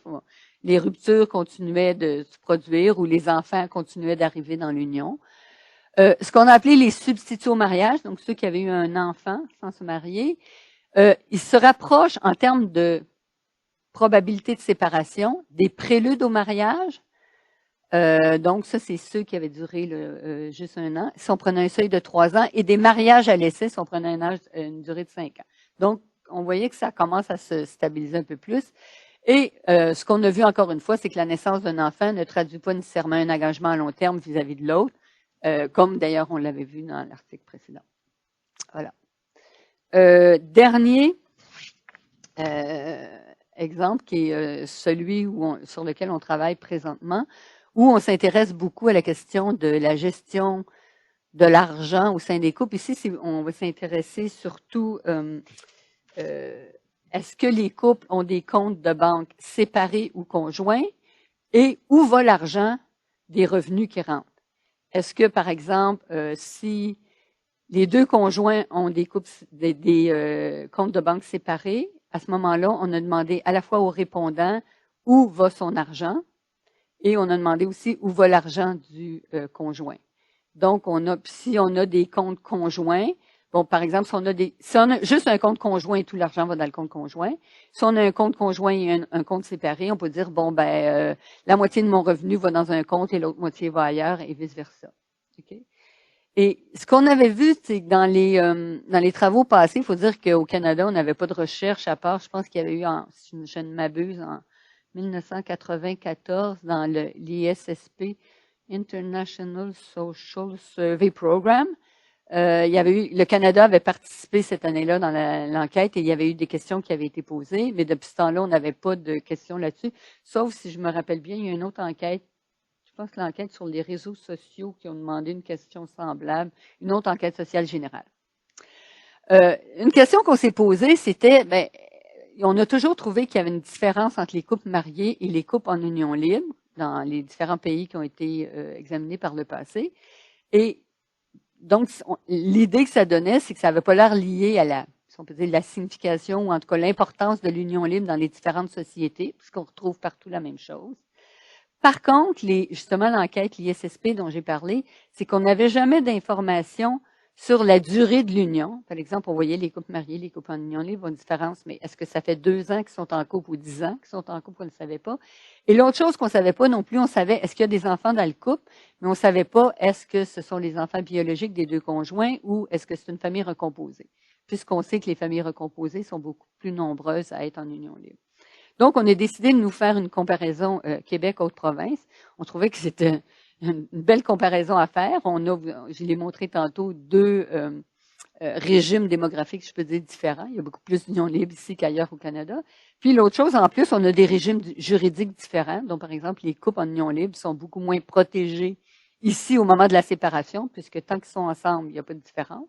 Donc, on a essayé de voir quelle était la différence entre les deux. Donc, ici, je vous donne la distribution des couples mariés en union libre selon les modes de gestion. Gestion commune, c'est quand il y a un compte conjoint et tous les revenus qui rentrent s'en vont dans le compte conjoint. Partiel, c'est quand il y a compte conjoint séparé, il y a une partie qui va dans chacun. Et séparé, c'est quand chacun a son compte de banque. Okay? Ça nous dit rien ici pour l'instant sur la façon dont l'argent est dépensé, ça nous dit juste dans quel compte de banque vont les choses. On voit ici, si on regarde ça c'est le Québec. Bon, ce qui est très clair, c'est qu'il y a beaucoup moins de gestion commune ou partielle en union libre. Vous voyez ici, par exemple, que les couples en union libre, il y en a plus de 70% qui ont une gestion complètement séparée des comptes de banque, alors que c'est 40% dans les couples mariés. Donc, il y a un écart entre les deux. L'écart est évidemment énormément plus prononcé quand on regarde ailleurs au Canada. Vous voyez la colonne rouge dans les mariages est beaucoup plus courte dans les unions libres. Donc, il y a un contraste beaucoup plus marqué entre la gestion des couples mariés et en union libre ailleurs au Canada qu'au Québec, mais il y a quand même une différence importante entre les deux types d'unions. On a fait, évidemment, c'est des analyses logistiques multinomiales où on tient compte de ça. On a contrôlé pour un ensemble de variables qui étaient la durée de l'union, l'âge des répondants, la région de résidence, je pense la proportion du revenu qui était couvert, qui était apporté, du revenu du ménage apporté par le répondant, etc. Et donc, je vous donne juste en gros les résultats. Dans l'ensemble, les couples québécois sont moins nombreux à avoir une gestion commune de leurs revenus, même une fois qu'on contrôle pour l'ensemble des caractéristiques. Les couples en union libre sont moins enclins que les couples mariés, on l'a vu, mais même après qu'on contrôle pour un ensemble de caractéristiques à avoir une gestion commune de leurs revenus au Québec comme ailleurs au Canada. L'écart entre couples mariés en union libre, en fait, une fois qu'on s'est mis à contrôler pour à la fois, par exemple, l'éducation des couples, parce que j'ai dit, par exemple, au Québec, les couples étaient plus éduqués, plus à l'aise financièrement, et on sait que c'est plus parmi ces couples-là qu'il va y avoir une gestion séparée des avoirs. Une fois qu'on faisait ça, on ne trouvait pas de différence significative entre, si on faisait des effets d'interaction entre région de résidence et couples mariés ou en union libre, la différence n'était pas significative entre Québec et ailleurs au Canada. Donc, l'écart n'était pas moins grand entre les deux. Par contre, le fait d'avoir des enfants au Québec exerce un effet positif sur la mise en commun des avoirs sur les couples en union libre au Québec, mais pas ailleurs au Canada. Mais par contre, même les couples en union libre avec enfants, ils demeurent significativement moins enclins à partager leurs avoirs que même les couples mariés qui sont sans enfants. Donc, ils ne deviennent pas tout à fait similaires dans leur comportement aux couples mariés, par exemple aux couples mariés avec enfants. On a commencé des... est-ce que je l'ai mis là? Je ne sais pas. Non, je suis survenue une seconde. On est en train de regarder maintenant, est-ce que le fait d'avoir une gestion séparée ou commune des avoirs, est-ce que ça a une différence sur qui prend les décisions en matière de dépenses importantes dans le couple? Parce qu'il y a deux questions qui ont été posées. Une sur, les grandes dépenses là, occasionnelles, qui décide dans le couple? L'homme, la femme, ou ça se fait conjointement. Et de la même façon pour les dépenses plus quotidiennes. Ce qu'on a vu pour l'instant, c'est que c'est juste les traits préliminaires. Quand il y a une gestion séparée et que il y a une préséance, un conjoint plutôt que l'autre qui va décider des grandes dépenses, c'est l'homme pour l'instant.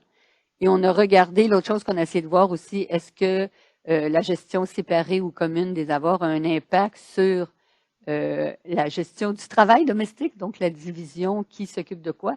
Et cette fois-ci, ce qu'on trouve, c'est que quand il y a une gestion commune des avoirs, ce qu'on semble trouver, c'est pas tant qu'il va y avoir plus de partage du travail domestique, mais que les hommes vont en prendre plus souvent la charge. Donc, en tout cas, c'est assez intéressant, là, mais c'est là-dessus qu'on est parti. Grande conclusion, des limites quand même des enquêtes sociales générales dues au caractère rétrospectif. On a peu d'informations sur la situation financière passée, sauf que si on était capable de pouvoir se jumeler avec les données, le fichier longitudinal des données de l'impôt, on pourrait avoir des données qui seraient très intéressantes. On a peu d'informations sur les conjoints antérieurs. Tu as dit tantôt, Pascal, ils ont remis dans l'enquête quel était l'âge des conjoints dans les unions antérieures, mais on n'a pas d'autres caractéristiques sur eux. Est-ce qu'il y avait des enfants? Est-ce qu'ils étaient scolarisés, etc.? Et évidemment, on a des informations limitées sur les trajectoires éducatives. Même, je pense qu'on n'en a plus vraiment, les trajectoires éducatives. Et professionnelles, vous avez vu, on a des informations, est-ce que c'était à temps partiel, à temps plein, ce travail saisonnier ou non. Mais on ne sait pas quel était le type de profession. exercés. Or, ça a un impact très important. Les points forts, la taille de l'échantillon, des répondants hommes-femmes. On peut suivre l'évolution au fil du temps. C'est un outil souple, sauf que ça n'a peut-être pas été suffisamment exploité. On s'était toujours fait dire que les ESG, les enquêtes sociales générales, ça peut être utilisé pour tester des choses.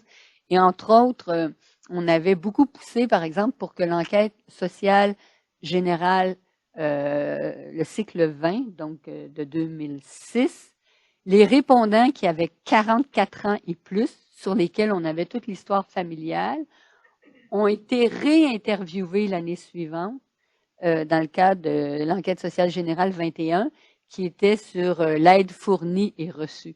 Donc, pour ces répondants-là, on peut voir, non seulement en fonction des épisodes de soins qui sont donnés ou reçus, quel est l'impact sur la vie professionnelle, par exemple.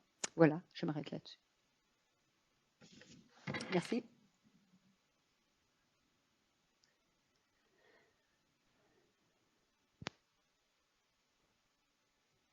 Bon.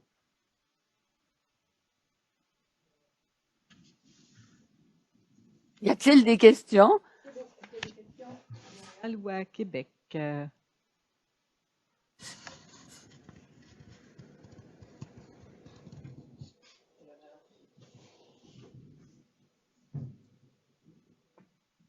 J'avais peut-être deux questions. Je me demandais, au point de vue des attitudes vis-à-vis le mariage et puis vis-à-vis des questions légales, ça, il n'y a rien là-dessus. Hein?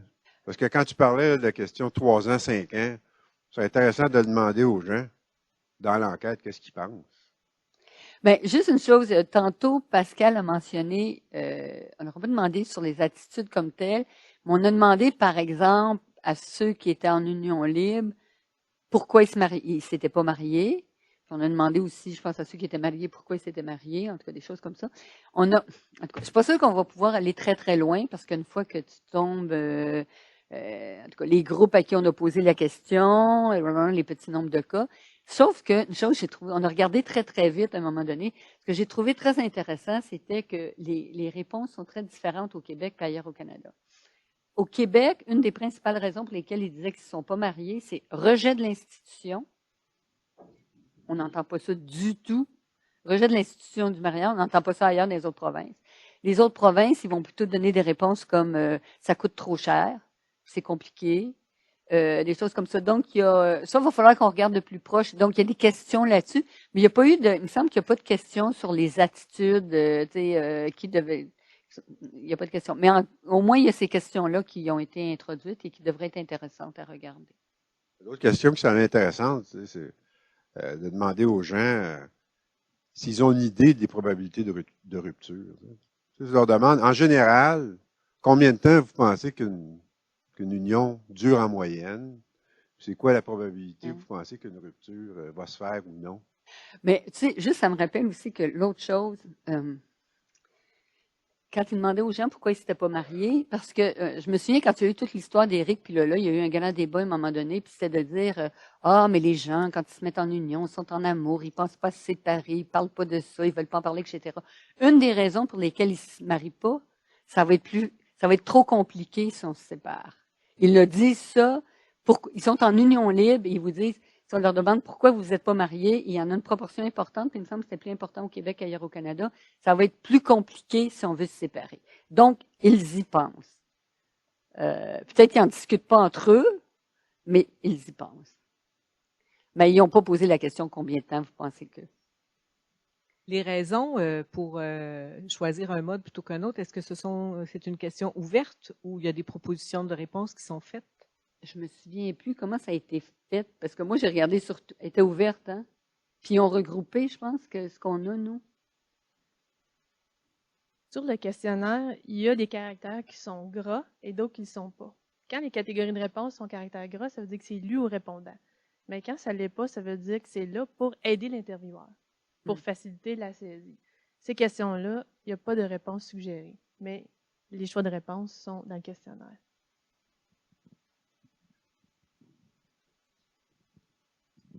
Merci, madame, de votre exposé.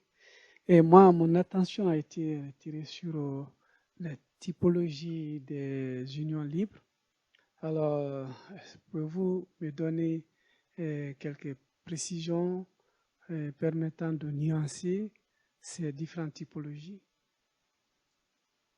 Les typologies des unions libres que vous avez Mais placées la typologie qui était là, qui avait été élaborée et par quelques Catherine définitions. Villeneuve-Goccal, je veux dire, c'était basé sur, la question c'était de se demander est-ce que les unions libres, les gens qui se mettaient en union libre, c'était juste, ils voulaient se marier, mais en attendant, donc c'était les préludes mais donc c'était juste basé sur des caractéristiques démographiques. C'était un enfant et ou le mariage et ou la séparation. Et il me semble pas qu'elle avait regardé vraiment en fonction des différentes caractéristiques socio-économiques. Donc, c'était vraiment juste cette idée de... Oui, parce que vous avez tracé le graphique pour Ouais. donner. Donc, moi, je voulais savoir ici quelles sont les définitions pour... Ben, les définitions, c'est exactement celles que j'ai données là-bas, qui étaient, par exemple, comme prélude au mariage, ben, c'était une... je peux peut-être lire... Hein? Je peux-tu le remettre? Attends un peu. C'est lequel, ça? Est-ce qu'il a... OK, la souris est là. Laissez-moi descendre là. Ouais, là. C'est ça, non, deuxième courbe.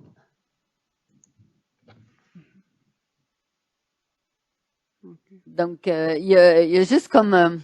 toi, j'ai mis toujours à chaque fois le incluant union précédée d'une naissance au cours des 6 derniers mois. C'est quand 6 mois avant le mariage, il y avait eu une naissance. Villeneuve-Goccal, puis elle avait pris pour acquis que ce qui était l'élément significatif, c'était le mariage. Donc, on avait... et donc, comme c'était la même typologie, nous autres, on avait voulu aussi pouvoir comparer avec Dumas et Bélanger qui avaient repris le même genre d'analyse au Canada. Donc, on a suivi exactement la typologie qui était là. Okay. Dans la plupart des pays développés, il y a une augmentation des gens qui vivent en union libre. Est-ce que tu as regardé le statut socio-économique, mariage versus union libre? Je pense plus à des lectures américaines, hein, où ceux qui sont mariés semblent très scolarisés, beaucoup plus scolarisés. Les deux travaillent, les deux ont des excellents emplois. Et dans le bas de l'échelle, des gens qui, avec des emplois instables, moins scolarisés, ben, ils vont plus vivre en union libre et probablement que c'est lié aussi à des durées d'union libre qui se perpétuent moins longtemps en termes de temps. Et on a aussi, disons, un peu en parallèle à ça, ça varie selon les périodes, les décennies, on regarde, mais les écarts socio-économiques dans une société donnée. Et donc, il y a certainement un lien avec d'autres comportements, dont les comportements de mariage, comportements d'avoir des enfants. Et le devenir, on ne l'a pas, ça. Bon, enfin, on peut le voir par d'autres enquêtes, mais le devenir éducatif des enfants de gens qui sont mariés, très scolarisés, à haut revenu, et la transmission intergénérationnelle de l'argent, de l'éducation et des valeurs, enfin des valeurs, pas des valeurs, mais donc de comportements qui fait qu'on est très bien dans la vie.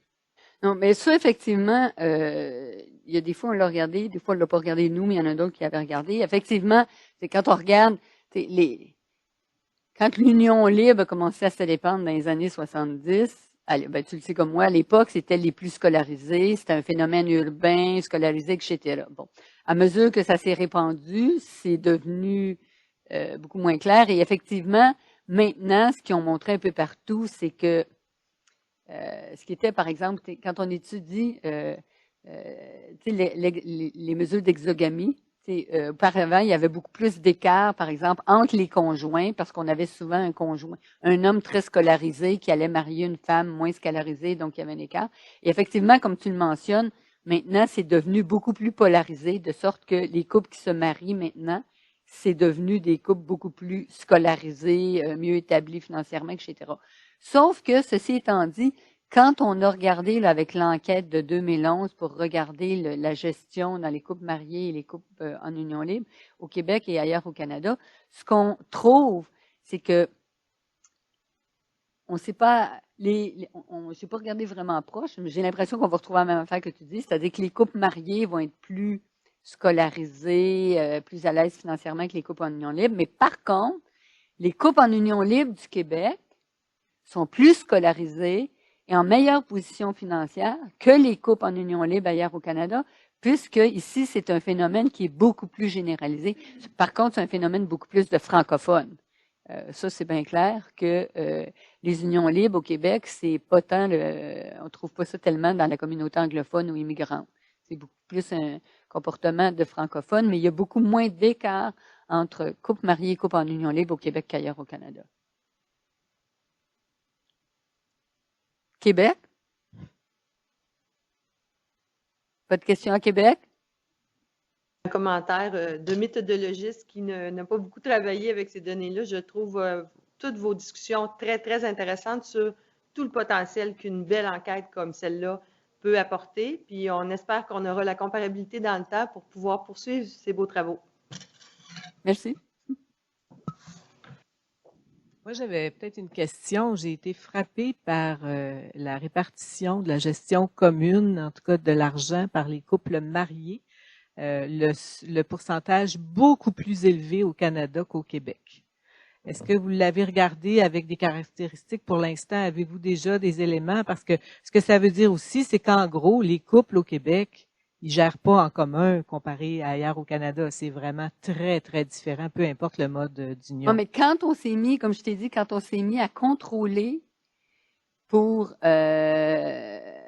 l'ensemble des caractéristiques, à ce moment-là, il n'y avait pas des écarts. En tout cas, les couples en union libre n'étaient pas si différents que les couples en union libre ailleurs au Canada. Ça, non. Par contre, l'affaire, une des choses, quelque part, à laquelle on s'attendait en premier, c'est que la gestion de l'argent des couples ici, on s'attendait à ce qu'elle soit moins commune qu'ailleurs au Canada, parce qu'une chose, pas beaucoup revenu là-dessus, mais parce que tous les types d'unions sont beaucoup plus instables au Québec qu'ailleurs au Canada, y inclut les mariages. Les divorces, par exemple, l'indice synthétique de divorcialité est de l'ordre de 50% au Québec, mais pour l'ensemble du Canada, c'est 40%. De sorte que, parce qu'une chose, évidemment, qui est derrière, c'est probablement, tu mets tes avoirs en commun, c'est une optique probablement de long terme.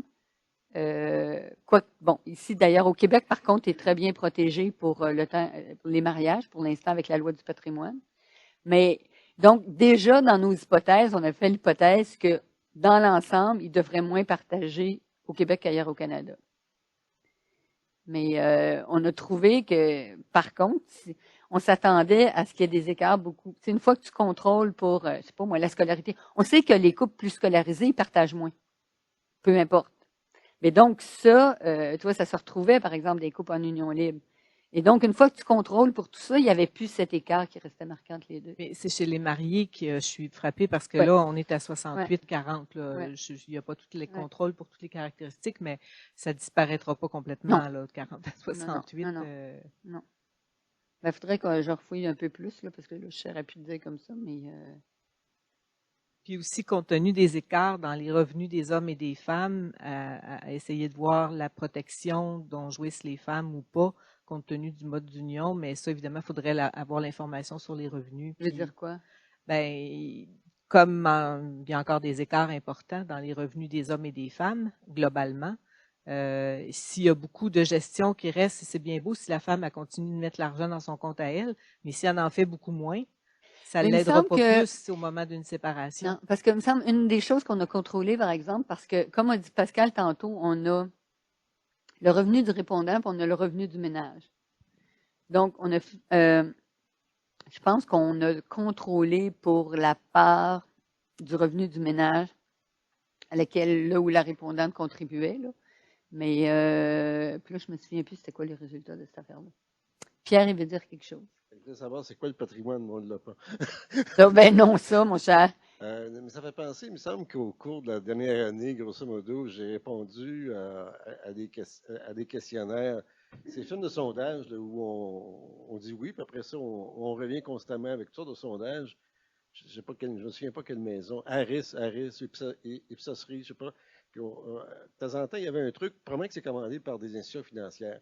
Dans vos décisions d'investissement, qui prend les décisions? Il pose ce genre de questions-là. Et dans un autre cas, là, ça me rappelle, bon, commandité par des manufacturiers automobiles. Quelle voiture vous avez? Pensez-vous changer de voiture d'ici 1 an, 6 mois? Qui prend la décision? Mais Il y a vraiment moyen de récupérer ces sondages. Enfin, je ne me prononce pas sur la validité du sondage, mais c'est fait régulièrement. Là, je sais que la Banque royale du Canada en avait fait un là-dessus, sur aussi D'ailleurs, je n'ai pas regardé parce que je sais qu'il avait posé les questions sur les comptes de banque conjoints ou séparés, etc. Faudrait que je retrouve parce que je pense que c'est Pascal qui m'avait envoyé l'information à ce moment-là. Mais c'était effectivement, Pierre, dans les genres d'enquête dont tu parles, là. Oui. Ben écoute, je te dirais seulement que je travaille avec des juristes, puis on travaille à regarder les ententes sur les pensions alimentaires à l'ex-conjoint dans le cas de divorce seulement, puisque évidemment au Québec, c'est juste les divorces. Et puis même là, quand on se met à regarder, parce qu'ils sont allés dans les dossiers de divorce, dépouiller les dossiers de divorce, etc. Puis même là, souvent, tu n'as même pas l'information sur le patrimoine. Quand les couples se sont entendus, parce qu'ils peuvent être allés en cours pareil, mais ils ont pu finalement s'entendre, puis le juge a juste entériné. Bien souvent, on n'a même pas, dans le fond, toute l'information sur le patrimoine pour être en mesure de porter un jugement sur est-ce que la pension était... Parce que tu peux avoir une pension qui est très faible ou une durée courte, mais je sais pas moi, il lui a donné la maison ou il a donné je sais pas quoi. Mais très souvent, on n'a même pas cette information-là. C'est très difficile d'avoir l'information sur le patrimoine. Tu voulais poser une question? Non.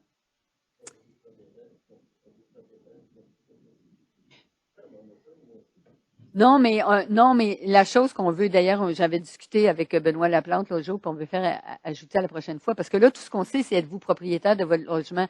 On ne sait pas s'ils sont en copropriété ou c'est...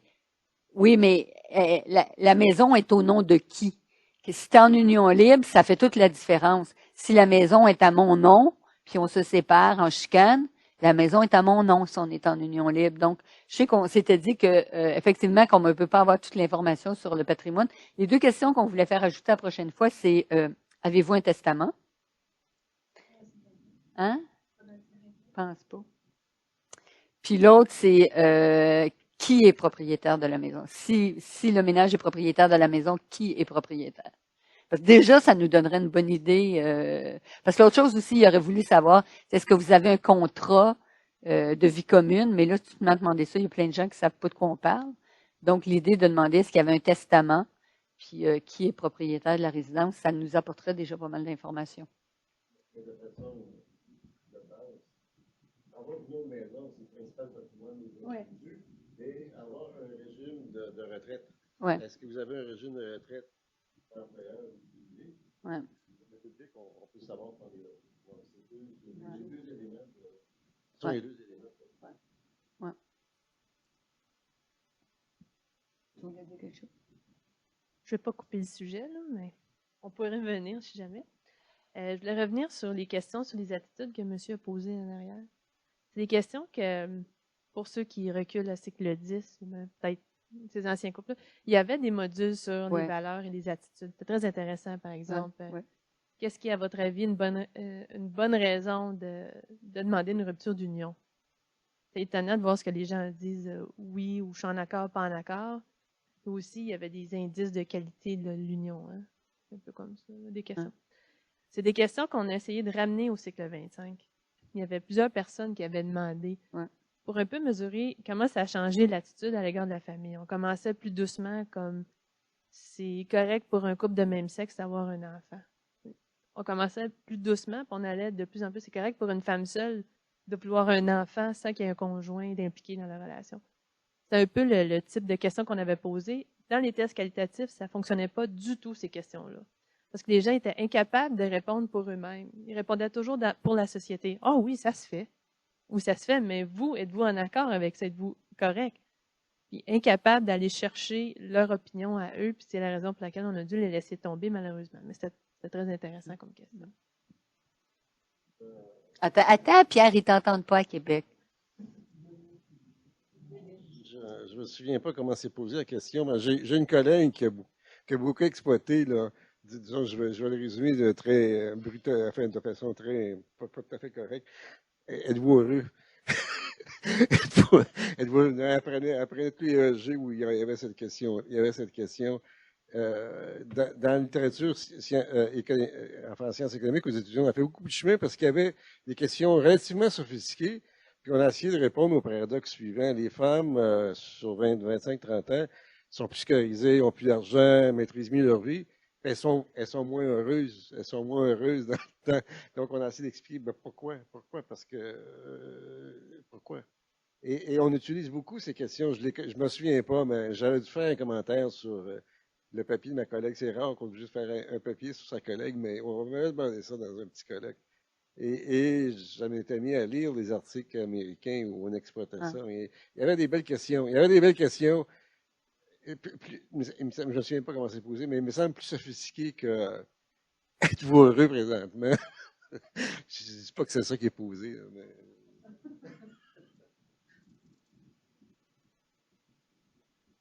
J'ai besoin d'attention aujourd'hui. Je voulais revenir sur quelque chose que tu as parlé de la difficulté pour d'identifier des familles recomposées. Et effectivement, on sait que le terme élevé, c'est peut-être pas le meilleur.